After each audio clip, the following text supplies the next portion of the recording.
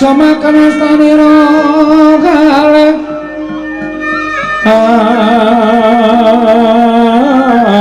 astanira kalih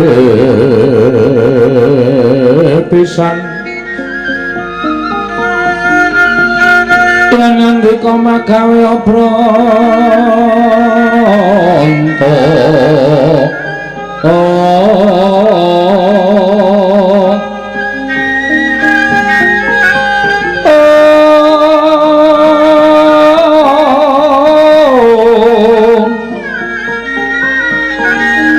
yen ngandika magawe Branta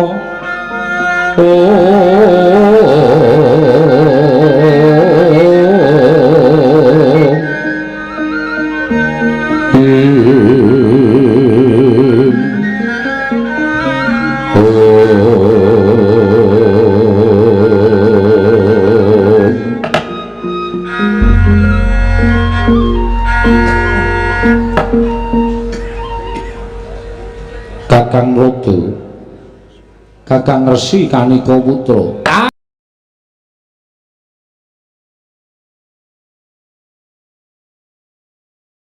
menawi di sak menika sampun kadenangan sinten to titah ingkang gadhahi pepinginan jebul nyatanipun dipun prisani kanthi netra batin boten saged katingal krana titah menika pancen dugal kewarisan menika ingkang sowan wonten ing Kayiwangan boten pangling-rak menika Bagong putranipun Kakang Ismaya. Lho tenan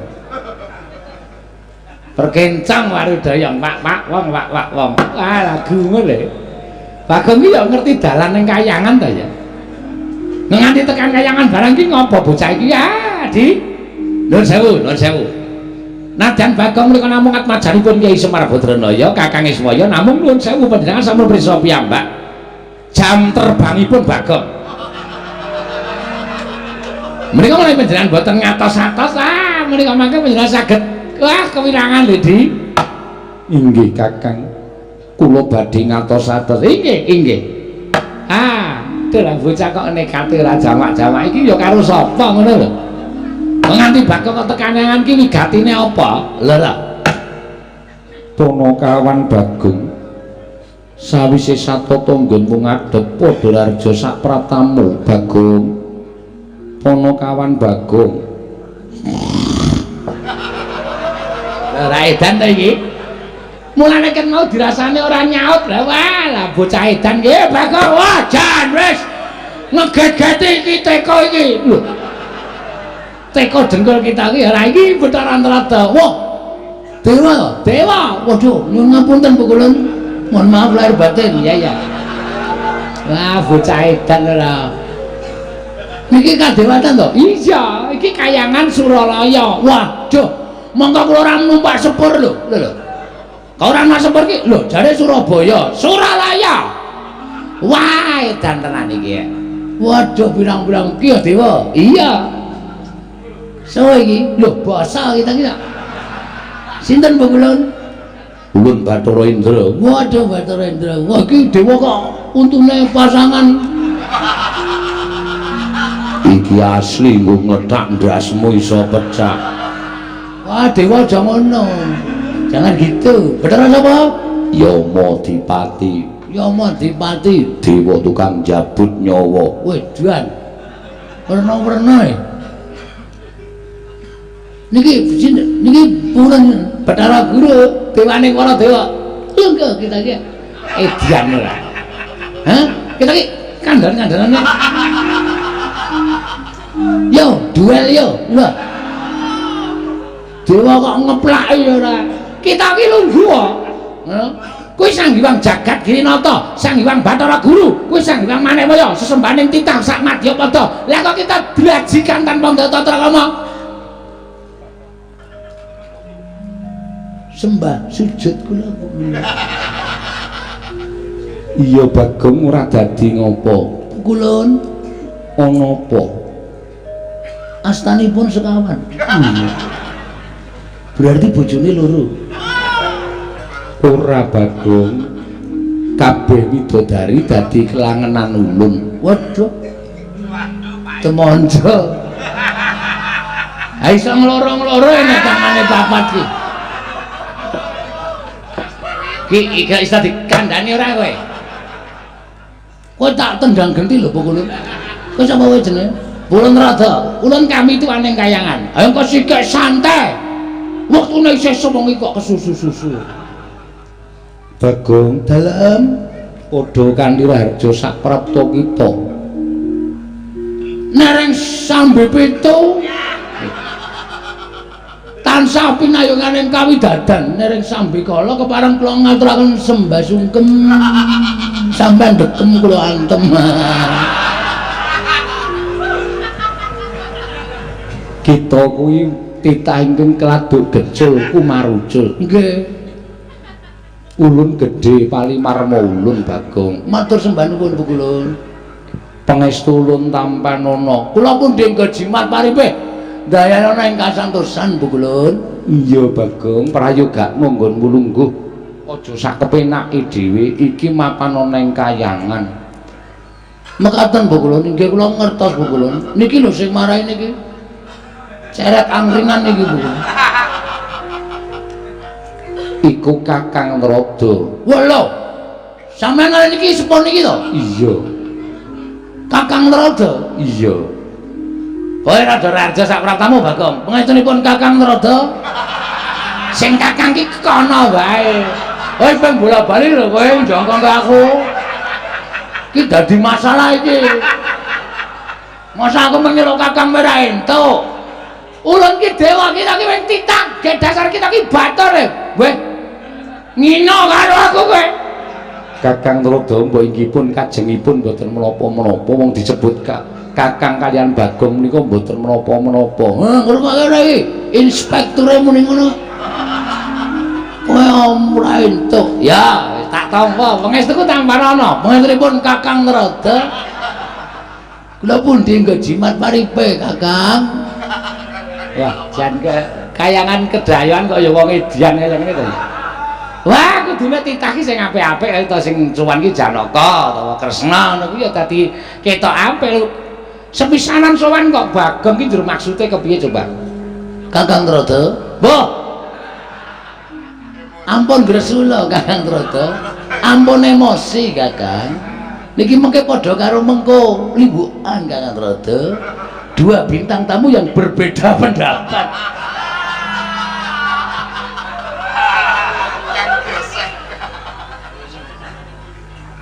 Bagong padha harja sak prapta kita Bagong. Nun, kita padha harja. Wita sapa? Kita. Kita piye maksude?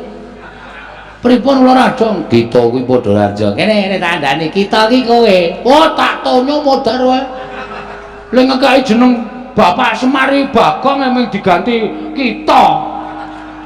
Ngene, kita ki basa kayangan. Oh, nek dewa nyebut kelawan titah kuwi kita. Nek dewa nyebut awake dhewe kuwi ulun. Oh, ngono. Ya. Oh nggih, Kakang Rada. Nesu Kakang Rada iki.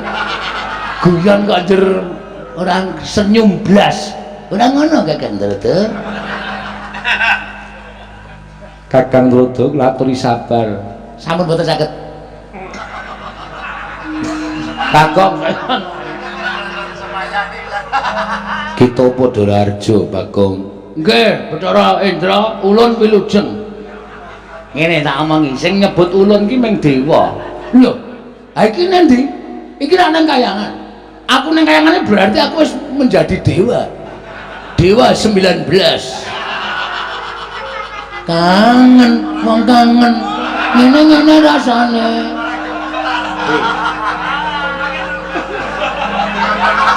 Dewa 19 kok lagune kangen kaya ngono iki. Kangene ora kaya ngono. Lah piye? Ah, ora. Dewa kok nyanyi ora. Berarti sampean sok klitian golek kaset bajakan. Kakang Rada. Wah. Kula malah mboten wantun bageke bulun, ndak malah kewirangan. Bagong padha harja. Ya ulan tampa. Betara Yama Dipati kita padha slamet to bener dadi. Lah ra tenan ta. Iya slamet prayogakno. Ulan wis kepenak, kita kepiye? Ya aku wis kepenak. Ya. Betara Antrada, ngapa? Nika sing nang burine pukul Betara Guru niku ya widodari. Ayo widodari. Ya kene widodari ana sing elek. Ya muni ayu kabeh. Ae sing gedhe kae ndebombok semono. Oh, widodari kok kepleh-kepleh. Aja ngawur kowe. Lek nek penake dhewe ora. Arep kaya ngono kae abdine widodari harus milih sing apik-apik. Widodari kok luwuk. Luwuk kok jajar dalang.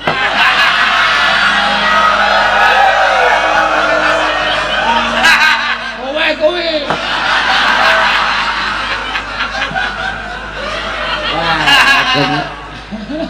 Sak kepenake dhewe ya. Bagong. Wonten dawuh apa ulun? Ulun bakal nyuwun priksa. Nggih nggih. Badhe nyuwun priksa menapa ulun? Apa to sebabe dene kita munggah ana ing Kahyangan Bagong? Ngeten nggih Bu Ulun. Kula niku ajeng teng Kahyangan niku keblusuk. Bola-bali keblusuk anggrek gunung kula unggahi.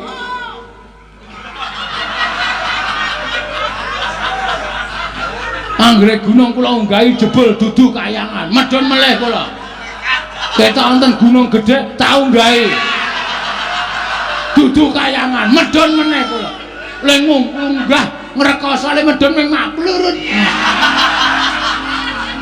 Trembelane to kae iki. Lah nek ora ngerti alamate ya ora usah tekan Kahyangan. Ha ya kepengin kaya wani anten jujuke ning Kahyangan kaya apa? Basane Islam mutu. Barang wonten wae pirang-pirang.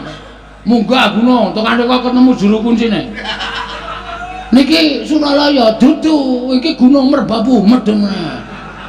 Munggah meneh iki Suralaya dudu iki Gunung Kawi medheng.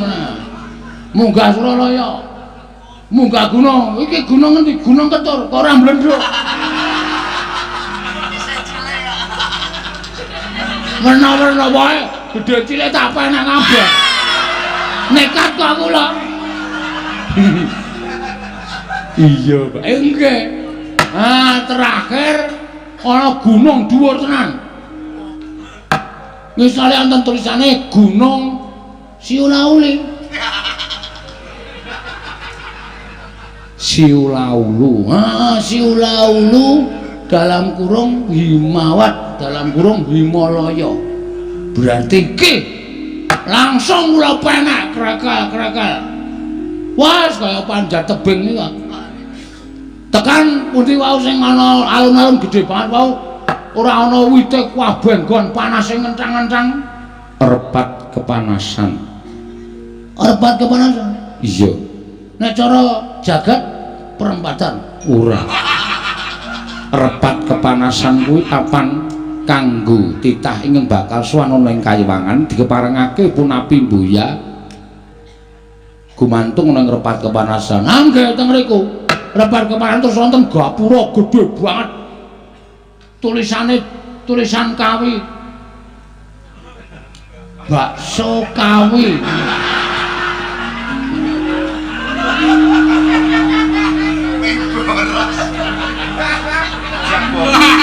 Wah, aja mlebu rawane kok ora dedek. Jajare wonten gapura meneh tulisane Suralaya. Ini jelas jebul ditunggu karo dewa buta loro. Sinten Pukulun Rada? Buta loro sing jaga repat kepanasan Cingkara Bala, Bala Upata. Jenenge Cingkara Bala, Bala Upata. Kula arep mlebu Kahyangan dipenggak, diatungi gada. Siji nggawa gada, siji nggawa pedhang. Aku ki arep kula niku ajeng sowan Pukulun Bathara Guru, ora kena. Terus kula langsung megarke epek-epek set ngoten. Mriki mlumpuk mriki. Sampeyan jenenge sinten? Cingkara Bala. Sampeyan jenenge Jenggara Balapata. Wah, cing ciripit kula batu gejepit.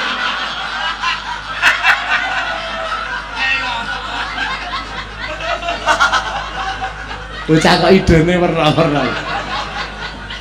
Lah ya terus, kula terus drusel mlebu. Drusel mlebu kae para dewa-dewa do andher.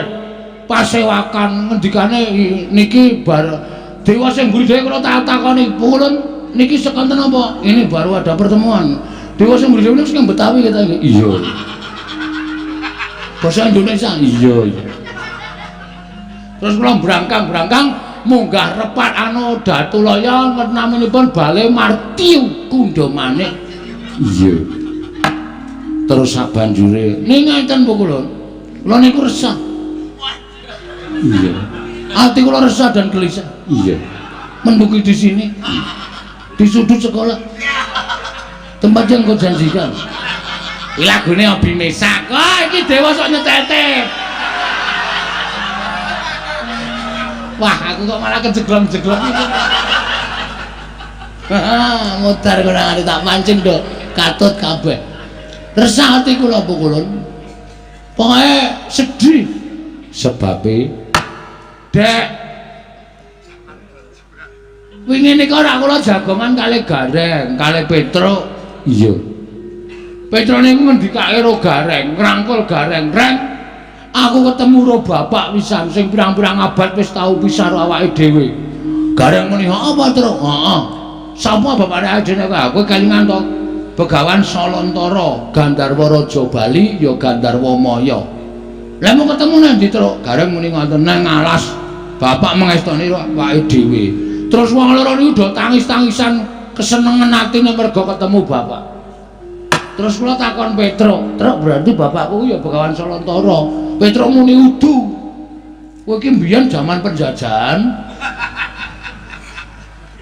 ana Londo njajah Indonesia kuwi nalika semono kuwi nang tengah alas. Bingung nang kono mung ana kewan-kewan.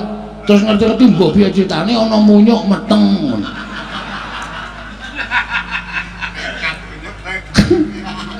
Munyuk iki nglairke pas Semar leledang nang alas.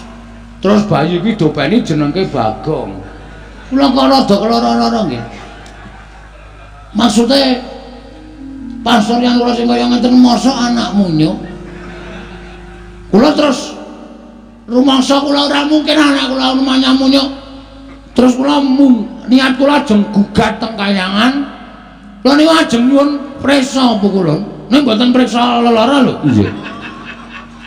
Ajeng nyuwun priksa. Jane asline lho, asline nek Petro Gareng niku dudu anake Semar, niku do ketemu karo bapakne. Lah terus ulun iki anake sapa? Kita ngerti ora Bu kula? Kakang Rodo kados pundi? Lah mutiara ora. Ya, bocah kaya ngene gawe kisruh iki lho. Anggenipun dongaken kemawon. Adi Pramesti ugi nalika semanten nderek sowan wonten ing Ngundarandir Bawana. Ngetutaken dhateng Kakang Semar anggenipun kepengin nyuwun rewang wonten ing jagat raya. Dipun paringi dawuh kemawon. Bagong, "Nun, yektine kita kuwi ora duwe sudarma lan ora duwe ibu, sabab satemene kita kuwi titah hujan." Maksudnya pripun ya? Ngene. Nalika Kakang Ismaya mudhun ana ing jagat durung ana menungsa kang ana bangsaning jin. Nalika semono Kakang Ismaya bingung-bingleng tenganglangan merga ora duwe ruang tumuli munggah ana ing kayiwangan ngadhep marang panjenengan ulun. Tumuli ulun larapake sowan Iwang Pikulun padha wenang supaya diparingi ruang utawa kanca nggone mudhun ana ing jagat. Nalika semono ayang-ayangane Kyai Semar utawa Kakang Ismaya dipuja dening Sang Hyang Asih Prana. Wekasan wujud kita Bagong, mula kita kuwi kedadean saka ayang-ayangane Semar Badranaya. Kula? Iya. Dadi kita yen goleki bapak ibu kita kuwi ora ana. Pancen ya ora ana temenanan Bagong. Nek wangsulan kaya ngoten niku ora sak raya-raya kula mendaki Gunung Himalaya. Kula wis tau entuk crita kaya ngoten sing critani sapa? Ya Semar. Kula ya takon karo Semar, jane bapakku saha Tomar kok kowe iki blas ra mirip karo aku. Semar crita ngoten niku tak paido. Bagong niku wong sekolahe mung diapusi kedadian saka ayang-ayang. Nek sampeyan iki dewa iso nyipta ayang-ayang dadi menungsa, mbok coba ayang-ayang kula niku manggawe wong wedok sing ayu banget. Tapi iso mboten? Lho niku butuh bukti ora mung waton omong. Masa wong grumerane jagat kok ora duwe bapak, ora duwe ibu, mung dicipta saka ayang-ayangan. Emang mungkin? Nggak akan terjadi. Bagong, ngapa meneh iki jarat iki? Ulun ngandani ya. Ulun ki nalika semana nekseni aku ora butuh seksi. Seksi iso disogok. Aku ora butuh seksi. Seksine Iwang Pulun Bathara Guru seksi sing ora iso dibuktekke. Seksi golek-golek. Nggih to? Apa kula rada muni urung aspalan wae? Nyatane wis aspalan kok. Muni ya kowe. Ora iso apa-apa nek gak seksi bayaran. Jagat ora jagat iki serius aku. Iya Bagong, ning nyatane pancen kaya mengkono. Kula ora percaya. Titik. Nek kula sowan teng kayangan men dipameri Bagong dumadi saka ayang-ayang, kula mboten percaya. Percuma kula munggah teng kayangan. Saniki kula tak takon, sampeyan niku dewaning para dewa. Dewa sing dhuwur dhewe. Terus kula ajeng takon teng pundi nek mboten takon Bathara Guru. Hah? Sama namun kendel mawon pulun. Bathara Guru kok meneng wae. Terus ayo gak ditulis ning blabak apa pelajarane. Kok meneng wae ora? Kakang Rodo kados pundi? Kula cumangkaken, kula cumangkaken. Aduh, kriwian dadi kerojokan, geguyon dadi tangisan iki mengko ora geger ora karo-karuan nek Bagong nganti kaya ngene watrawe. Oh, ndaran, kula tak takon sapa? Mongko. Perhatian. Bocah iki ngapa ta ya? Nek nganti pukulan Bathara Guru gak iso. Ngomong cara apa meneh iki? Menjelasno. Sapa to? Bapak Inyong Warataya. Mau wetan saiki bali kulon. Ngawur banget. Wis tak antepi niating tekadku. Rawe tak rantas. Malang tak putung. Trima Bagong modar ning kayangan ra masalah. Tegesan. Kok tegese piye? Tegese aku ora seneng, nek tegesan nek isih dawa kula seneng. Golek tegesane kok pamerke nang kene ora. Tegesan tegese kita bakal ngraman kayangan. Apa boleh buat? Nek kula mboten ngerti. Bapak kula sapa? Kula mung dapusi sebos suasan saka ayang-ayang. Aku ora trima. Tantrimane Bagong sampeyan ngerti nek Bagong nesu. Wis ta? Siji Bagong nek nesu mesti bengok-bengok. Loro panganane kancaku tak entekake kabeh. Bagong nek nesu niku mula ngati-ati. Nek kula wis kebacut nesu, wah wis niki kriwikan dadi grojokan, geguyon dadi tangisan. Sama ajeng mengandalkan sapa nek sampeyan ra iso paring dawuh, bapak kula sapa? Niki napa? Dewa sing nang mburi kula niki. Kula leboni selang jog banyu tumpangke kompor modar jeblok dhewe. Dewa kok ceret ngene kok dupani. Edan ta. Iki ulo keflaki wae jajal iki. Rasa semangkean. Napa putra panjenengan Iwang Pikulun Bathara Indra ajeng ngundurke kalih Bagong. Iwang Pikulun Bathara Guru ramane keterangan bapak kula rawe rantas malang tak putung. Sampeyan ora pantes dadi ratu ning dewa teng kayangan.